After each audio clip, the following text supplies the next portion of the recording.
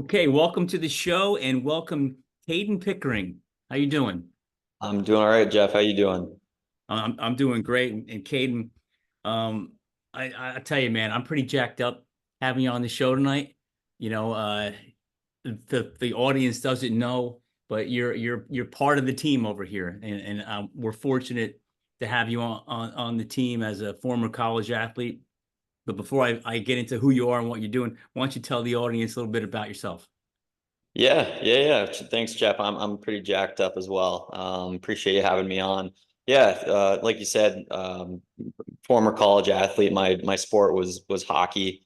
Played ice hockey in college at the Division I level for five short years. And I originally from Northern New York, so traveled around a little bit. Got to play some really cool places, and now, like you said, ended up down here on the team in New Jersey. So, all roads lead to the next venture, and I'm on that venture as we speak. Great. So tell them where you played and the level that you played if you want, and just the how difficult it is to play at that level. It's not like you're playing at a local hockey club. You're playing in one of the premier colleges in the country. Yeah.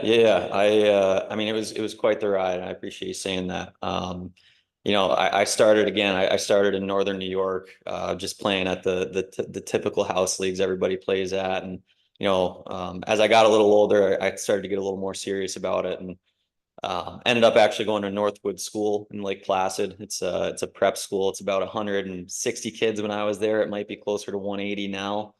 But it was a very, very hockey specialized, skiing specialized school. Really enjoyed it up there. I went for 3 years, 10th grade through senior year. Found myself in the hockey world, and a lot of people might not know about this out there, but in hockey, typically you take, a year or two or even three off in between high school and college in order to get older, develop, get a little better at your craft. So I took 1 year and went out to British Columbia in the British Columbia Hockey League. Played a year out there for the Chilliwack Chiefs, and that was a great year, great experience. And then, like you said, ended up at St. Lawrence University. Played there for 4 years. That's also in upstate New York, and it's about actually 15 minutes away from my house I grew up in. So it was pretty special. That all got capped off a little bit. I took a fifth year because of COVID. Got a fifth year of eligibility. Ended up in Bemidji, Minnesota, playing for the Beavers at Bemidji State University. Had a great experience out there, and after a short cup of coffee in the East Coast Hockey League, I decided to hang them up. Hang them up. You never really hang them up, Yeah, right? yeah, So can you talk about, Caden, the typical high school athlete, that year in between, that prep school year, that in between before you go to college. Um, Talk to the audience about what that's like to go away on your own, knowing you're going away to get better at the sport, even though you got to go to school. And the whole premise is behind becoming a better athlete to get to that next level. Just talk about that experience for a minute. yeah. So for me, personally, I had already graduated from high school. So for me, it was actually a gap year. I wasn't doing any school. So I really, really got to fully embrace that experience. I got to, I had never been to British Columbia. I had never been to Chilliwack. I had never met my coach in person. I talked to him on the phone maybe 3 or 4 times. And really took a huge leap of faith, moving really across the freaking continent, jumped into a team, and I was living with two people that were my billet parents who I had also never met and had only spoken on the phone with once. So my dad and I hopped in the car, drove 3,000 miles across the country, got to British Columbia. And I really got to enjoy that experience, Jeff. My job was to play hockey, and my job was to develop and get better.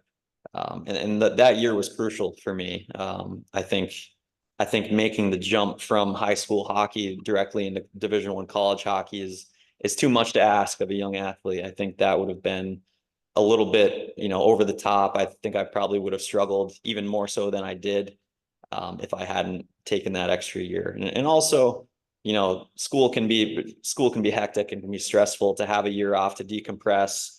And in fact, at the end of that year, I was really, really ready to go back to school and start learning again. So I had an unbelievable experience, maybe different than some other people, but that year was crucial for me. Yeah. So you went from high school to that level. Then you go to, you know, Division One. You go you big time hockey. So what inspires you or motivates you to say, listen, I want to play at that level? You know, you could have went to a smaller school, been a lot easier for you, but you said, no, I'm going up here. I'm going to play here. What was the motivational factor? What was the inspiration that got you to do that? Yeah, honestly, it was growing up in a college town. I grew up again in northern New York. Within a 20-mile radius was St. Lawrence University, Clarkson University, which are both Division I hockey schools. And in those same towns, there's State University of New York, Potsdam, and the same thing for Canton. So, I got to really get exposed to some pretty high level hockey at a very young age. I got to go watch St. Lawrence play. I got to go see Clarkson play. My mom actually works at Clarkson, so we ended up going to quite a few games there. And those were my role models. Those were who I looked up to when I was 5, 6, 7, 8 years old. And little did I know what it actually took to get to that level. But young delusional Kaden thought, hey, if I don't get here, I'm not getting anywhere. So that was a huge motivation. I saw the way our communities looked up to these players. I was a fan at those games, and I saw the other fans, how they admired those players. And I really just wanted to be that for one, my family, but two, my community. I wanted to be looked up to in my community and someone that has really reached a high level of excellence. That's awesome. You know, it's amazing you had so many schools right in such a small amount of area, and but they're all big time schools. Mhm. You know, and it's cool. So, what's the favorite moment? What jumps out? You know, which school? What's the best time? Say, wow, this is one of the most memorable moments I talk about playing hockey. Yeah. Honestly, it's got to be my junior year at St. Lawrence. We ended up it just happened to be the COVID year, but my team fortunately was able to play through that, and we ended up through a painful season of testing for COVID every day, training with masks on, skating with masks on the ice. We ended up taking home the ECAC championship that year, which was pretty unbelievable. It was one of my greatest accomplishments. It's all I ever could ever really dreamed of doing as a young kid. All I wanted to do was put a banner up in Lake Placid in the Olympic Center with the one of my years on there and get that cool ring you get to take home. But on the flip side of that also came a pretty tough time where the day after we won that championship, our team tested positive for COVID, and therefore were not allowed to go to the NCAA tournament after that. Oh, And unfortunately, I never got back there. I never got another chance at it. But those 2 days, the night we won, I remember vividly, it was in Quinnipiac. There were no fans in the stands. It was just us versus them. And they were a good team. And, a couple of years later, they won the national yeah, championship. So they were no joke. And it was us versus them. We actually won in overtime, and holding that trophy over your head, like there's nothing like that in the world. And then to have that all come screeching to a crashing halt the next yeah. day wasn't the best scenario, but very memorable. Yeah, that's awesome. I mean, it's nothing like a championship in a ring. I've seen your rings. You know, they're pretty impressive. They're gigantic, you know, and I always say you wear them with pride, and you'll be looking at those things forever. And those are things you'll pass down to your kids, Yeah. which is so cool. So let's go back into the college life and academics, hockey. You know, I don't think the average person, Caden, and I don't mean that in any disrespectful way, the traditional student, they don't understand the stresses of the balancing of a Division I, Division II, Division III college sport along with the academic side. You know, so talk a little bit about how did you manage your time? How did you manage, both hockey and academics to the point where you can play at that level and succeed at that level? Yeah, time management is everything, and I learned that. I was fortunate. Again, I went to Northwood Prep School. They prepared me for that in spades. I actually, when I was in prep school, we had 2-hour mandatory study halls every night. So I learned really quickly how to make good use of my time. So when I got to college and we were doing 6 a.m. lifts and 4:30 practices with classes in between all day long, you learn how to play the game a little bit. You learn how to use your time wisely. So after practice, if it's at the rink or you go back to your dorm, you're hitting the books until you can't anymore, until, 9, 10 o'clock rolls around, you realize you have a 6 a.m. lift again the next day. It might be time to get ready for bed. But using really good time management, I mean, you have to manage, one, your time, two, your energy, and really take really good care of your body, take care of your nutrition, take care of your hydration, and all the exercise you're doing, all the calories you're burning every single day. You really have to hit your energy at the high points. Because if you're sitting there trying to do homework at the end of a long day, and you're just physically, mentally drained, you're probably not going to get the grades you want. And you're probably not going to get the degree that you want at the end of the day either. So, balancing sports with academics, it becomes easier as you learn how to do it, as you learn how to withstand these long periods of, going to the library after practice and learning that, the team aspect of it, where you and your teammates are supporting you to get good grades so that the team has a good team GPA and so that everyone can play. That comes into play pretty big too.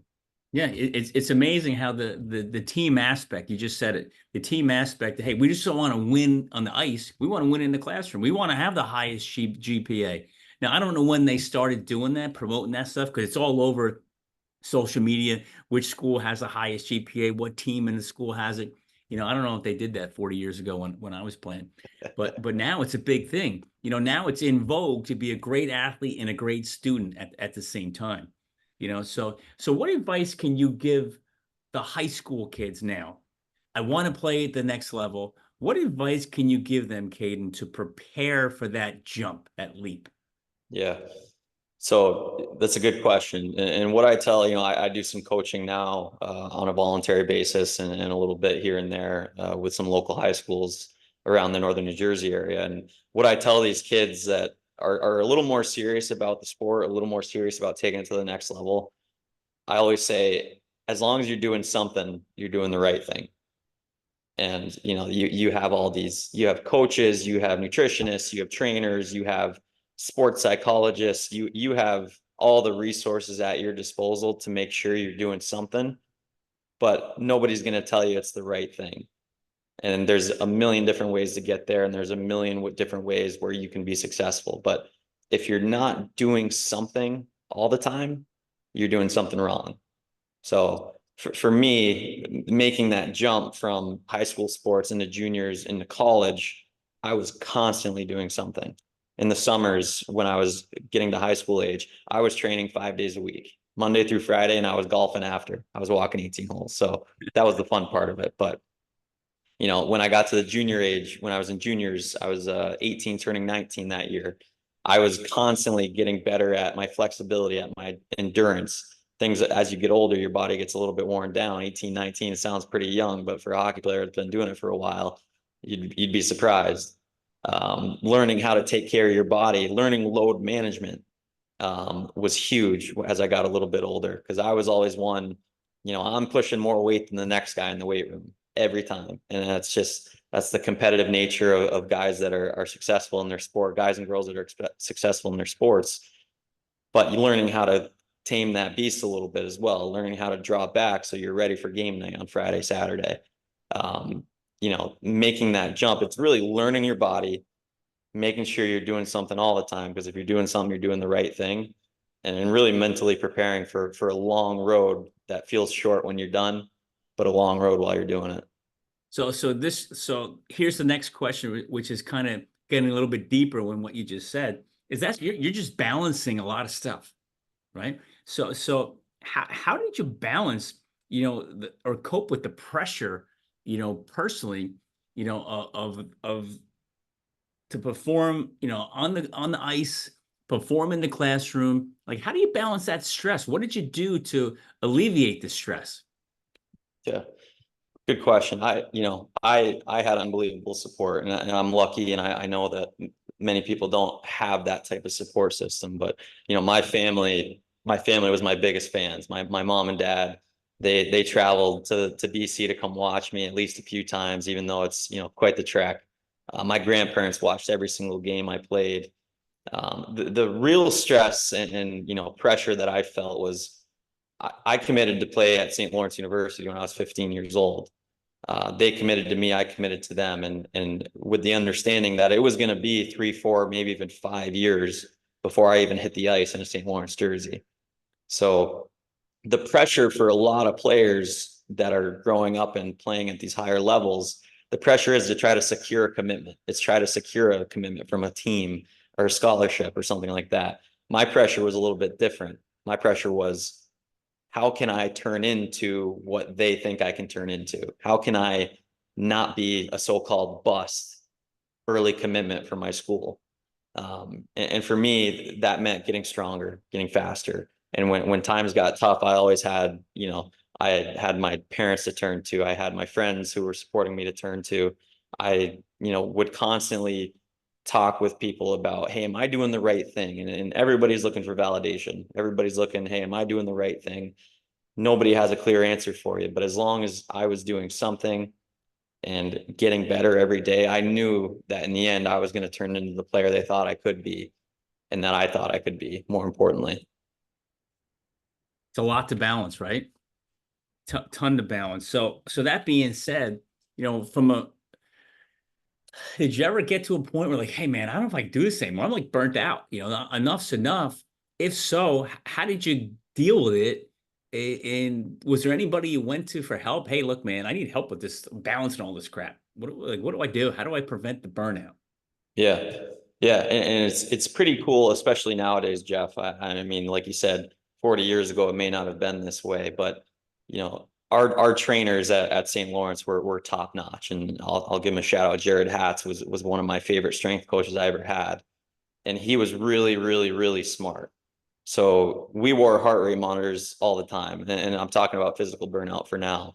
Um, we would always wear heart rate monitors. So if he saw our heart rate getting through the roof during practice, he would scale back our workouts for that day. He'd say, hey, Kaden, that was a tough one. Your heart rate's up in the 180s, 190s the whole practice. Let's scale it back a little bit during the lift. And nowadays too, now that mental health and physical health is such on the forefront of everything, our coaches were very understanding. If guys said, hey, coach, I'm having a really tough day, I'm having a really tough time, I need to sit this one out, our coaches would be totally understanding of that. Luckily for me, it never got to the point where I was missing out on practices or lifts. But on the physical burnout side, we had a lot of support and a lot of help and a lot of communication to get through that.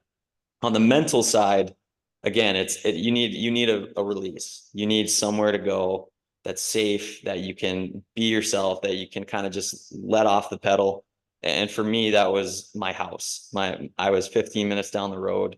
If I was having a tough time, maybe I'd gone 2, 3, 4 weeks without scoring a goal or getting an assist, or I was just playing bad hockey and I knew my mental game wasn't where it needed to be, I'd go home and get a home cooked meal for mom, and I was incredibly fortunate to be in that position. But the mental burnout is can get serious, and it can get to a point where you don't even like the sport anymore.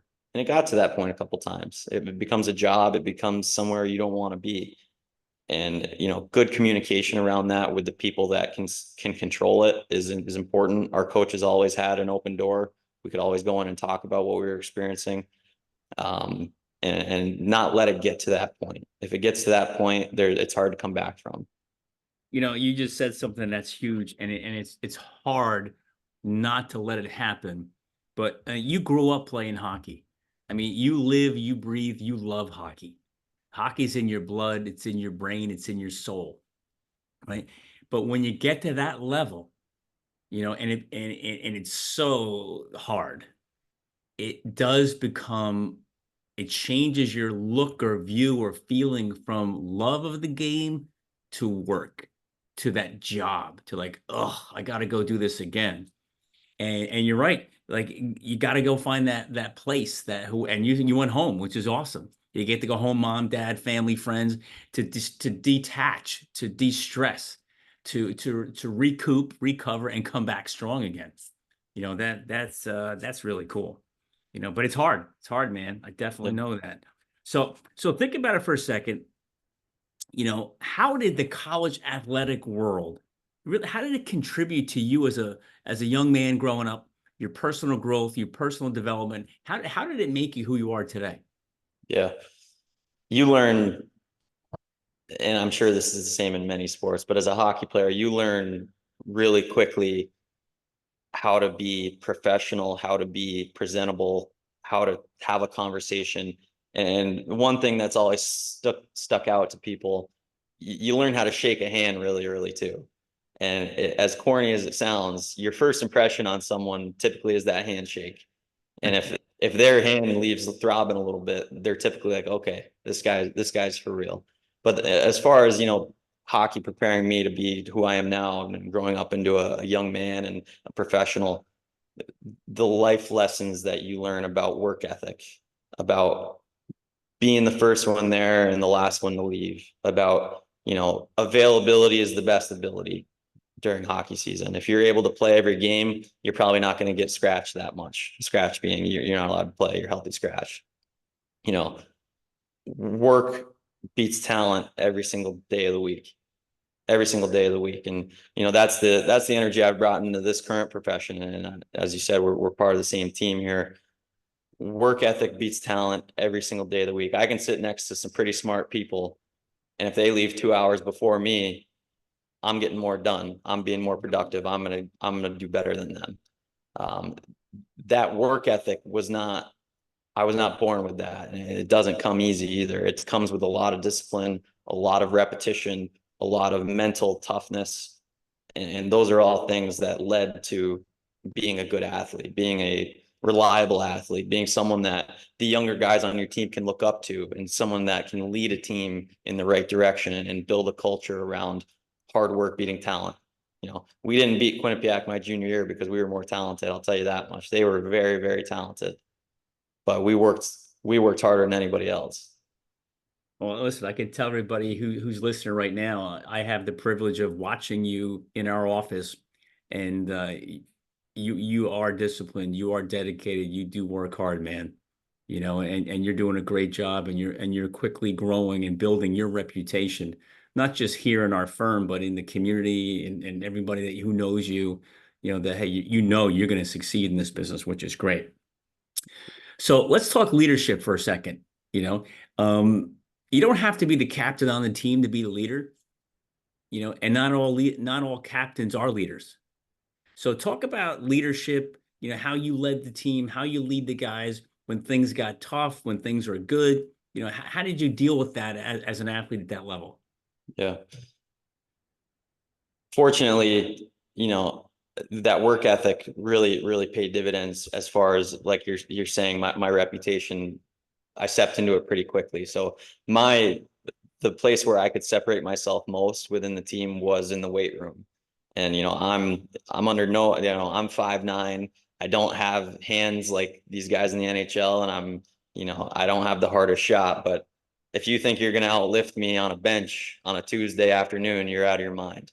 And guys knew that. So when I would talk to guys about, not working hard, or maybe we need a little more, it was always positive. It was like, hey, I know you can do better. Let's get after it. I could come from a place of leadership and a place of not being hypocritical because they knew I was working harder than them in the gym. They knew. And I was fortunate enough to be able to wear the C my senior year. And, that takes on a whole other identity of its own where, yes, you're friends with everyone on the team, but it's your responsibility to make this team move in the right direction. You're the tone setter. You're the buffer between that coach and all the rest of the players. You're the guy that needs to lead that team in the direction where you want it to go and have it be a part of the culture that you've already established. So, like you said, some leaders aren't captains, and if you're a captain, that doesn't mean you're a leader. I was never under the impression that I was the best player on the team. And in fact, even if I was the best player on the team, I acted like I was the worst. I was never settling for anything. I was always I always went into practice knowing I have to be my best today because all these guys are better than me. And that's a mindset that I've brought into the professional world too. I don't care how well you're doing, how, how much, money you're making, how many hours you're working. There's somebody out there that's doing a little bit better. I'm at the bottom of the barrel. I need to get to the top. How do I get there? And it goes back to, as long as you're doing something right, right?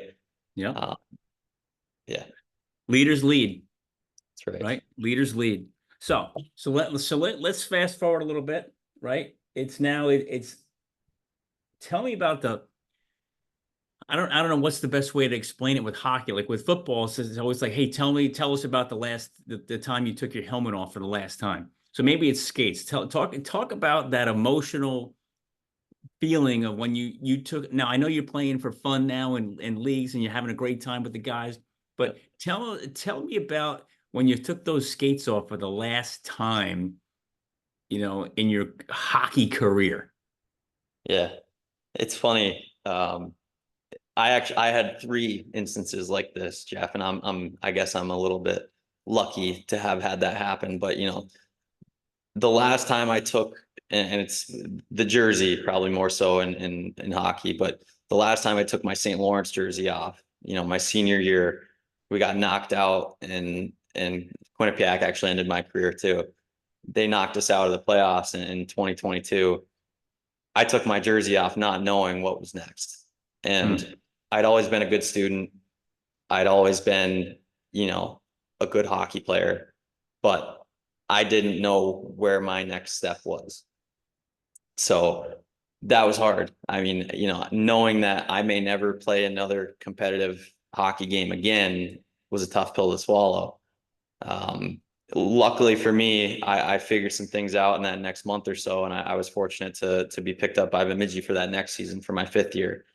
And fast forward to the end of that season, that's when I really didn't know what was going on. I knew I didn't have any eligibility left in college. I knew, the next step was pro or get a job. And I said that to my teammates and some of the younger guys, and luckily they were really, they embraced me heavily in Bemidji. I stepped right in, and it was like I didn't skip a beat. I'd never met any of those guys in my life either. But within, a month, I had some really, really great friends on that team, and all really, really great teammates. We had a really good culture at Bemidji. When I took my jersey off for the last time, I said to them, guys, I may never play another competitive hockey game again. But, what I can say is I really embraced every single day of this last year of hockey. And I did. And I can look back and proudly say that my 5th year at Bemidji, I fully embraced every single day. And we had a lot of good days and we had a lot of bad days. But when I got to the rink, I knew, I don't have much time on this ice surface left. I was pretty emotional. I was tough. And I hope those younger guys, and you hear it all the time, it goes quick. Um, I did 5 years and it went so damn fast. Yeah. Um, you know, Little did I know, a couple days later, I was getting a call from the Iowa Heartlanders in the East Coast Hockey League. And, talk about burnout. I was pretty burnt out. But I said, I'll come down and try. It was about an 8-hour drive from Minnesota. I hopped in the truck and drove down 8 hours, got there around midnight on a Monday night, and I had my first game on a Wednesday. And, I had to sign all the paperwork. I had to go to all the doctor's appointments, get the physicals, get the dental examination done on Tuesday. So I didn't even get to skate. And Wednesday, I stepped in my first pro hockey game, and we lost 8-0. I thought I played pretty well, but nobody knew that. Thursday came around and I was feeling really, really burnt out at that point. So Friday, little did I know it was going to be my last competitive hockey game as a professional. But I said, I'm gonna play the 2 games this weekend, Friday and Saturday, and Sunday I'll see how I feel when I'm a little more clear headed. Friday I went into that game and my heart wasn't in it, and it was the first time I got to the rink for a pregame ritual for my warm-ups and my stretch, and I realized that that was the last place on earth that I wanted to be in that moment. It was very, I was physically burnt out, I was mentally burnt out. and I really felt strongly that I needed to go. But I said, you know what, the team, they committed to me. I'm going to commit to them for this game, and let's get through this game and see how we feel. So I forced myself to warm up, went out for the game, and I played okay. But I felt so strongly that we won the game. I was the first one back in the locker room. I had all my gear off before the next player came in, and I went in the coach's office and said I said I was going to retire. I'd played 2 pro hockey games, but I said I was going to retire. And he said, "Oh, why? We really like you. We think you could do really well." I said, I think I could do really well too. My heart's not in it, and I really appreciate the opportunity. And that was hard. So what flipped that switch from, how old were you when you started playing? 4 or 5? Yeah, young. Young, right? And then you go all through all these years, and I would imagine when you were growing up, you're dreaming, hey, NHL, who knows where you want to play and all that kind of stuff. You get to the point where you could have kept going. The coaches said they wanted you, and you're like, I don't want to do this anymore. Like, what happened to have you say, I'm out? I think, I still don't know, to be honest with you, Jeff. But to me, I think it was the journey that I had been on. It felt like it was time for it to be done. And by the journey, I mean the time I committed when I was 15 years old to St. Lawrence to my last game in Bemidji when I was 24 years old. I felt like I had completed my commitment to myself at that point. I felt like, I played 150 college hockey games for 2 different programs, and I had the best time of my life for those 5 years. And I can truly say, looking back, we had some bad teams at St. Lawrence too. I can truly say those were the 5 best years of my life playing college hockey. And when I went to play pro, when it turns into a business and something you're doing to get paid and it's your job, I think I was fulfilled at that point. I didn't need to prove anything else to anybody. I didn't need to prove anything else to myself. I think that was the end for me, and I was okay with that. So you can tell people, hey, listen, I made it to professional hockey. You know, I typically leave that off the resume, but yeah, I can if I want to. so talking about now transitioning out of hockey, out of sports, right? What was there any once you say, okay, I'm done, hockey's behind me, was there any difficult transitioning out? Hey, like now what? Did you have a clear path? Hey, you know what? Now that I'm done with hockey, this is where I'm going to go professional. This is what the profession, this is the career path I want to pursue. How did that go? Yeah, it was like throwing a dart at the wall and seeing if it stuck. I had no idea what I wanted to do. Luckily, I was pretty serious about my education. I got my undergrad in economics, and I ended up getting an MBA from Bemidji. So I was marketable on the job market for sure. Entering into that world was in a scary, scary transition because it was the first time in my life up to that point where I didn't know where I was going to be in September. Even after I graduated from St. Lawrence, I knew 2 weeks out after I graduated, I was going to be in Bemidji.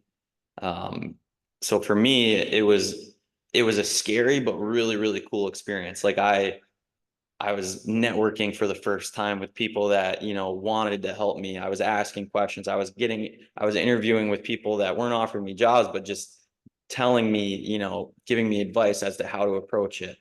Um, for me, the transition was, what the heck do I do with myself now? I'd put all this work and effort into my body, into my sport, into really kind of trying to perfect a craft. And now I just need to go do that somewhere else and kind of restart. So as I started learning more about this profession, it really sounded like it's something I could build from the ground up myself. And, kind of like I tried to with my hockey career, somewhere, you can work, and the more you work, the more reward you get. The harder you work, the better you're going to be. The more you can learn, the better you're going to be. That was really appealing to me. And I think for a lot of athletes, that's really appealing. It was not appealing to me to go sit behind a desk from 9 to 5. I'll tell you that right now. Can't do Uh, it. Can't yeah, do it. yeah. And so for me, the leap of faith, was a common theme in my from age 15 till I was 25. And, I've been very fortunate and lucky that a lot of my leaps have worked. One leap to another, That's right? right. That's right. So identity. Let's talk about that for a second. Growing up, you're an athlete, you have the identity. It's almost like you're wearing a badge of honor, a sign on your head. Everybody knows who you are.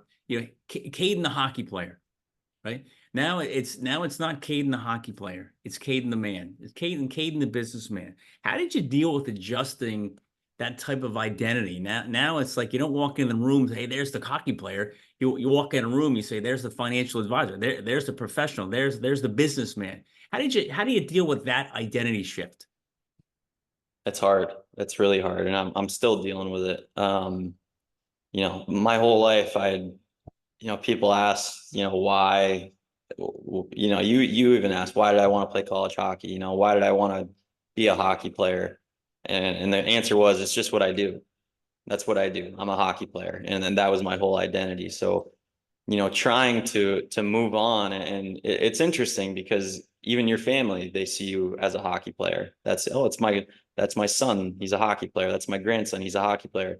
My girlfriend, that's my boyfriend, he's a hockey player. um Trying to transition out of that to, this is Caden, he works, he's a professional. There's really not much special about him anymore, and that's how I felt. Mm. And that was really hard.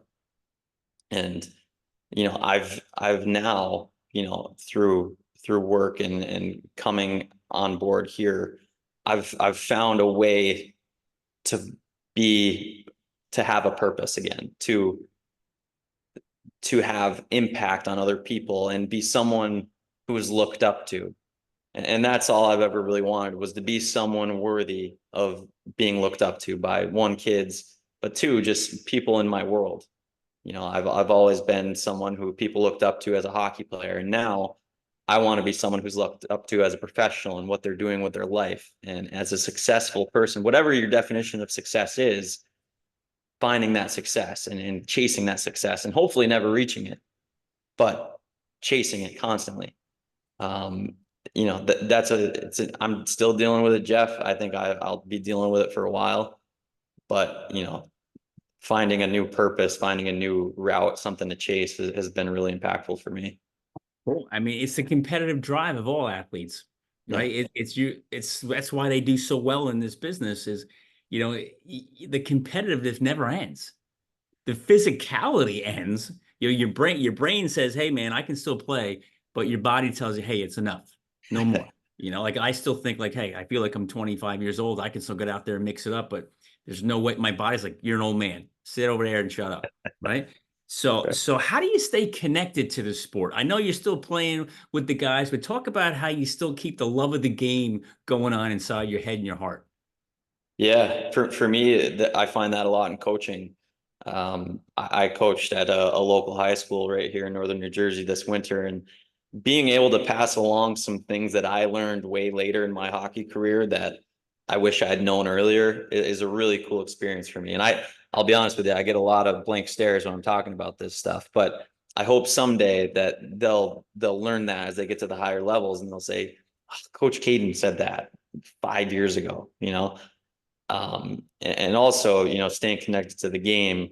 I still work with a lot of people in the hockey world. I still connect with a lot of people in the hockey world. Just because you stop playing hockey doesn't mean you stop being a hockey player. I'll always be a hockey player. I'll always love the game. I'll always look to stay connected with the community because, in my opinion, the hockey community is the greatest one in the world. But um, as far as staying connected, I've found various different ways to do so without actually being on the ice. Are you still playing at all? Play once a week. Once a week. All roads lead to beer league. I play once a week in Morristown, and we've got a pretty good team, back to back defending champs. So we're gonna see if we can go for the three-peat this season. We got to get that ring or that league to give you a ring. That's right. Do Yeah, they I think give out after the rings for third that or one, no? What do they I give think out? A after the trophy? third one, they have to. They have to. All right. They're contractually obligated to. Repeat, right? Mhm. So now you just talked about, which is a perfect transition to the next question, but you just talked about how you're giving advice to these young kids, you know, and the kids you're coaching now in high school. And what's so cool is you're 26 years old now, right? 25. I mean, 25. Okay, 25 years old. These kids are all 16, 17, 18. You know, and in their mind, sometimes they might not be saying this to you, Kaden, but they might be saying, "What do you know? Oh, come on, things are different now, right?" But they've never like you've been 18, you've been 17, you've been 16, you've been 15, dreaming about playing at the major big time level. They've never been 25. They've never played there yet. They've never experienced what you've experienced. So what advice can you give these young guys or girls playing? Because now women's hockey's big thing too. Mhm. What advice can you give them about, hey, you're gonna be facing the same transition one day. You know, we talked about going into from high school to college, but how about the same guy now college to the professional world? What advice can you give these kids and say, hey, be prepared for what? Yeah. Well, one, first and foremost, enjoy the ride because it does go fast. And, I've heard that a million times, like I said, but man, does it go fast. And that's the first and foremost. But the second, and it's something I wish I had done more when I was in college. St. Lawrence is known for their vast alumni network. It's known for their strong connections, their successful alumni who are always looking to give back to the younger kids coming up through. My biggest advice would be to take full advantage of that. Take full advantage of the network, take full advantage of learning from people who have been there and done that. Take full, just talk to as many people as you can. So, for example, I was a hockey player at St. Lawrence.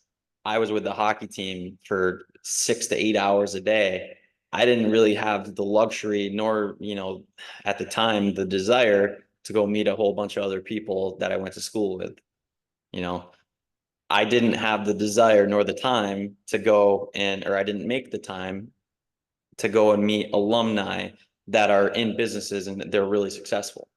I took that for granted. And as I entered into the workforce, those relationships would have been, and again, I'm very lucky, took a leap of faith and things are working out for me. But to have that security and that camaraderie of an alumni network or just a network to help you make that next transition, I wish I would have done more.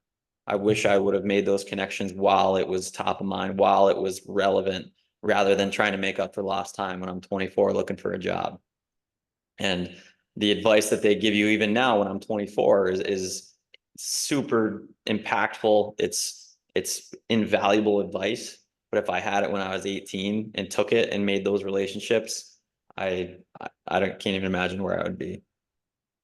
Well, man, what you're saying is so true, Caden, is that the younger generations, I don't care if even back when I was playing, we didn't think like we thought the game was gonna last forever. I'll do it tomorrow. Next week. Next month. You know what? Next season I'll do. You know what? The next career fair. The next alumni relation. The next one. And the next one never happens. Yeah. And then you get out of school and you wonder like, what the heck happened? Like, how quick did the time go? But let's talk about, you used the word before, camaraderie. Camaraderie, relationships, locker room, team, bus rides, you know, talk about how that whole experience can help an athlete when they transition out of college into the professional world, and what now, a couple of years out, how that's helped you, and how it's helped build your social skills and your ability to go out there and tap someone on the shoulder and say, hey, let's chat. Like, talk about that for a minute. Yeah. And you said a lot of words that mean the same thing. And I would even go as far as to say family. You fight like brothers, you eat together, you live together. That's my family. And I still, a select few I still talk to a select few weekly, maybe 2 or 3 times a week. But as far as how that prepared me for the real world and being able to network and talk to people I don't know, it's invaluable. And it gives you such a sense of self-worth that, hey, this person should want to talk to me because I'm pretty special. I'm not just some schmuck walking up to him, wanting to pick his brain about anything. I'm my time is valuable. I am a person that is worth talking to. I'm going to go talk to this guy for that reason. And that team, that camaraderie, that those social skills that you pick up throughout your time as an athlete, it's invaluable. That's another thing that transitions so well into the workforce, where you learn how to talk to people and have a conversation. It's amazing to me how many people, come into this workforce, or come into the, the professional world, and can't keep a conversation. Yeah. That's a skill, just like shaking hands, that's kind of looked over from time to time. But having that background has helped me incredibly as I transition in this part of my life. That's awesome. So I'm going to ask you two questions, right? What's the biggest thing you learned out of college athletics? And what's the toughest thing you had to deal with? Biggest thing I learned in college athletics. I mean, honestly, through college athletics, persistency, consistency, perseverance, or, you know, there's a lot of hard days, just like in life, just like in your profession, in college athletics. Even though you're in your prime, you're at the top of the world, you shouldn't have anything to worry about. You should just enjoy every second. There's a lot of hard days. But, trusting the process was one of the biggest things that I believed in when I was an athlete in college. Trusting the process, that every day I was getting that 1% better, that I was continuing to persevere through the hard times, that I was staying consistent with my training, staying consistent with my schoolwork, staying on top of things. And then persistence was just every day staying after it. Um, that transitions so well into the real world. It's unbelievable. And then, sorry, what was the second question, The, Jeff? the the toughest thing you had to deal with. The toughest thing I had to deal with was probably not being able to be a normal college student. It was, you know, uh, I didn't get to make that many friends outside of the hockey team because I was with them constantly. Weekends during the year in college, everybody likes to go out and have fun and be with their friends. I was staying in on Thursday and Friday nights because I had games on Fridays and Saturdays. Occasionally, if we played well, we were able to go out on Saturday and try to make those connections in about 3 hours. But that's a short time period in order to really gain and make some really lasting relationships. I wasn't able to go home for Thanksgiving break. I could pop home. I was 15 minutes away, but a lot of my teammates didn't get to go home to Toronto and Minnesota and Europe and Finland, Sweden.